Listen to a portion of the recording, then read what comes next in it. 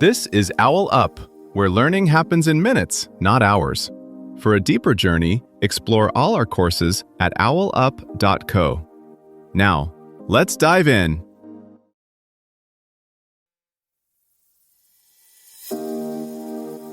Welcome back to Chapter 3 of our series, Budgeting for Life's Big Moments. In this episode, titled Budgeting for a New Home, we're going to explore how to calculate an affordable home buying budget that suits your lifestyle and financial goals. So, grab a cup of coffee and let's dive in. You can afford the mortgage, but not the house. That's the trap. You're racing to save a down payment. You finally hit your goal, and then, surprise, closing costs land like another several $1,000s, plus insurance, taxes, and repairs you never planned for. So instead of asking, "Can I handle the monthly payment?" the better question is, what does this house really cost me, upfront, every month, and over time? That means zooming out.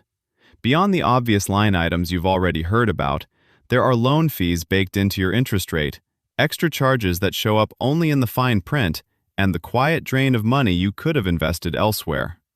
Think of it like upgrading your phone plan. The advertised monthly price is just the hook, while taxes, add-ons, and data overages reveal the real bill. With a home, that real bill includes how sensitive your budget is to higher rates, rising utility costs, or a job change.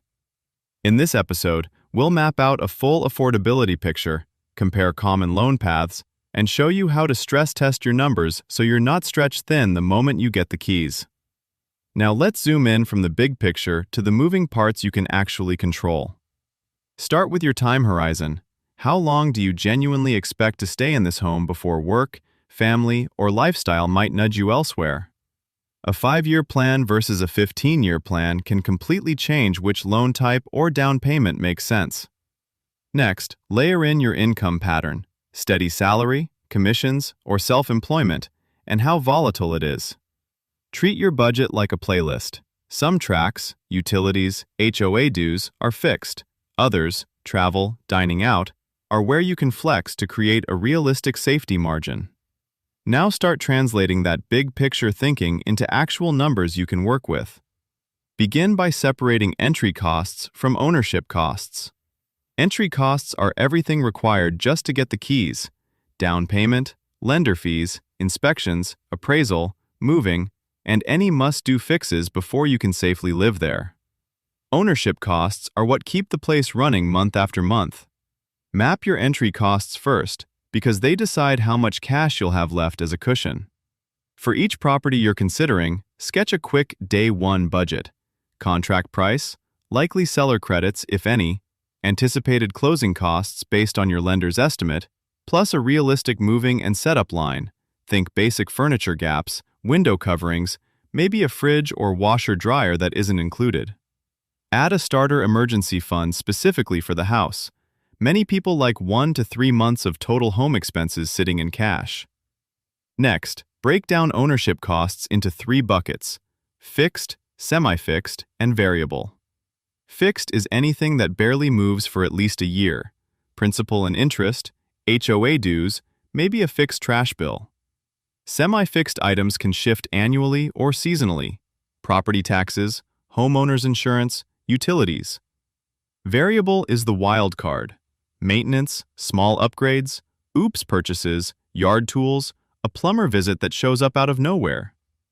Treat your future home like a small software project in beta. Assume the first year is bug fix season. Budget more generously in that first 12 to 18 months for surprises as you discover quirks the inspection never caught. Then layer in financing choices. Run side-by-side scenarios: lower down payment plus more cash reserve versus higher down payment and thinner cushion. Compare an FHA option against a conventional loan not just on the monthly, but on how quickly you can remove extra costs like PMI and how that lines up with your expected move-out date. A loan that looks pricier per month might actually win over the exact number of years you expect to live there. Finally, test your lifestyle fit. Ask, with this specific home, how much room is left for travel, kids' activities, or career changes? The right price point is where the house supports your life instead of quietly controlling it. Picture two buyers looking at the same $400,000 home. On paper, they qualify for identical loans, but their budgets tell very different stories. Buyer A treats the place like a set-it-and-forget-it expense. They plan for the mortgage, toss in a vague buffer, and assume everything else will sort itself out. Buyer B treats the home more like a test kitchen. They run small recipes with their numbers before committing. For example, they price out two renovation wish lists, must-have in year 1 versus nice-to-have over 5 years, then see how each version changes their savings rate. They mock up a high-energy bill winter and a bonus income summer to see how quickly they could refill their reserves after a curveball. They even ask, if I want the freedom to change jobs or cut back hours, what's the most expensive house I can own without touching my long-term investing plan? You're not just buying a property, you're choosing how much flexibility you keep for the rest of your life. Treat this plan as a draft, not a verdict. In the next few years, AI-driven lending tools are likely to feel more like navigation apps, constantly rerouting as your income, debts, or rates shift. Climate data may nudge some neighborhoods' costs higher while making others surprisingly affordable. The real edge won't be a perfect forecast, but your ability to quickly recompile your numbers whenever the code of the housing market changes.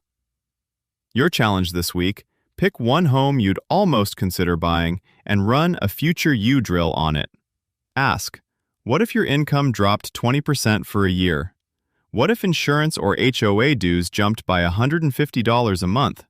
What if you wanted to move again in 3 years? Treat every answer not as a yes/no, but as a chance to adjust your plan before real money is on the line. Think of this as drafting a living blueprint for your next move, numbers you can keep editing as life shifts. As you tweak it, notice what trade-offs feel worth it: shorter commute versus smaller place, fixer-upper versus turnkey, city buzz versus quieter suburbs. Your future housing choice isn't just a purchase, it's a design decision about how you want to live. Start with this tiny habit. When you open your banking app to check your balance, tap Accounts and say out loud, "This is my future home money."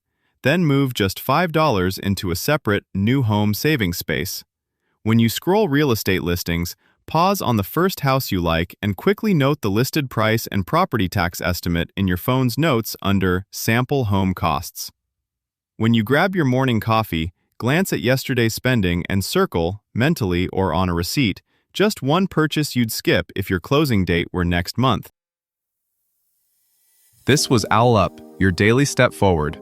To keep learning with structured courses and more insights, go to owlup.co. Until tomorrow!